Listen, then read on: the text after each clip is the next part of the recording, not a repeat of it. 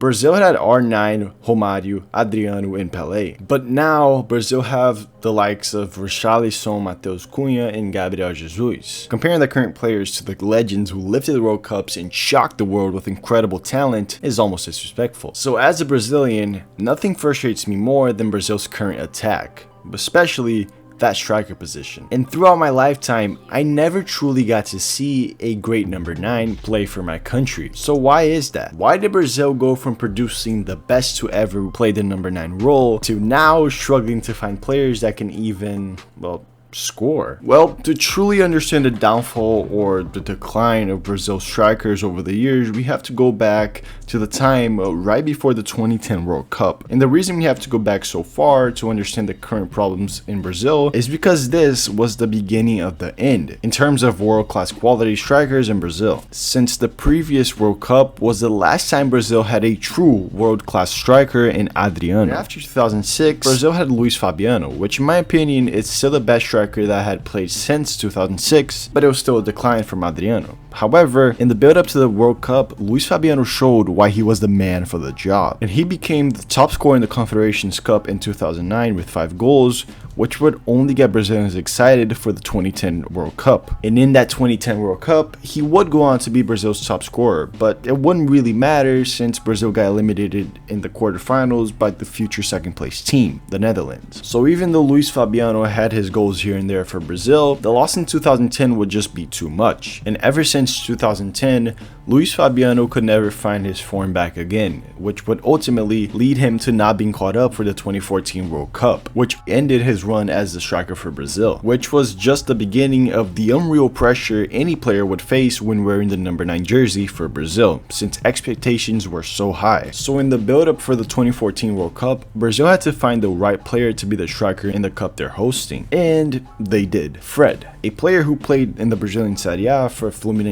But like I said, this was the beginning of the end, because Fred was highly questioned for the job, because over the years, it was only players in Europe's highest level who were getting opportunities. So when Filipão called up Fred in the 2013 Confederations Cup, he knew it would be the only chance he would get for getting a spot in the World Cup. And oh man, he proved all Brazilian fans wrong in that tournament, because he ended up being the top scorer in the Confederations Cup and even got a golden boot for that tournament, which would go on to secure his spot in the World Cup. But like I said previously, the Confederations Cup is only an illusion for Brazilians, because in the World Cup, well, he sucked, which was kind of expected from Brazilian fans. And this is exactly where Brazilian fans' patience started to run out, and they even nicknamed Fred a cone, since he wouldn't run as much, he wouldn't move, he wouldn't score, he was just sitting there. Especially after his horrific World Cup performance, which just like Luis Fabiano, ended his participation with Brazil and only increased Brazil's expectation for a new striker. And this is where Europe's style of play really emerged for Brazil, especially when they hired Tite. And now the focus was getting mobile strikers that played in Europe, and this would be perfect for the 2018 World Cup. So when the build-up to the 2018 Russia World Cup rolled around, Brazil had a much more interesting names, such as Roberto Firmino, which was tearing it up in the Premier League with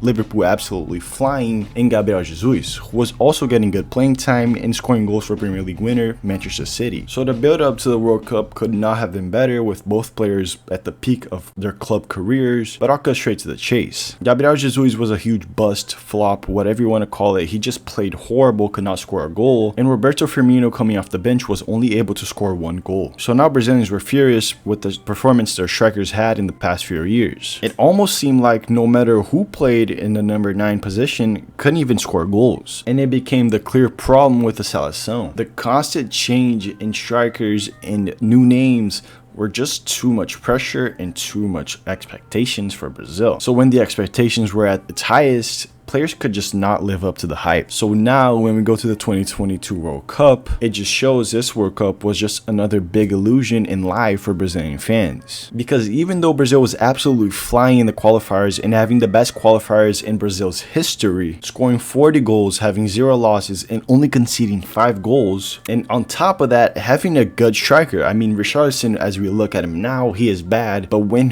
we looked at him back then in the qualifiers, he actually scored 6 goals and in 8 games, which is pretty incredible. But like always, the World Cup always seemed to make Brazilian fans excited in the beginning and then hugely disappointed at the end. And that is exactly what Richarlison did, scoring this absolute screamer in the debut for the World Cup, and then Brazil lost in the quarterfinals. And to be completely honest and fair with Richarlison, I do think he had the best World Cup since Luis Fabiano in 2010. So that is a good thing, right?